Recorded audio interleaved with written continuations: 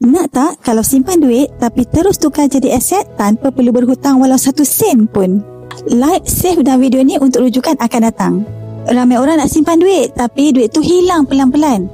Inflasi makan, harga barang naik, akhirnya simpanan makin mengecil, bukan makin besar.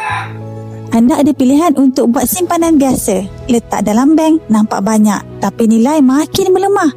100 hari ni tak sama dengan 100 pada tahun hadapan. Ataupun anda nak tukar sebagai simpanan jadi aset fizikal yang nilainya ikut meningkat. Macam emas public gold, aset yang kecil tapi padat dengan nilai. Kalau tak nak duit diam dan susut, buat benda simple ni je. Setiap kali simpan duit, terus tukar jadi emas. Tak perlu modal besar, 100 pun boleh. Tak perlu hutang, tak perlu komitmen bulanan.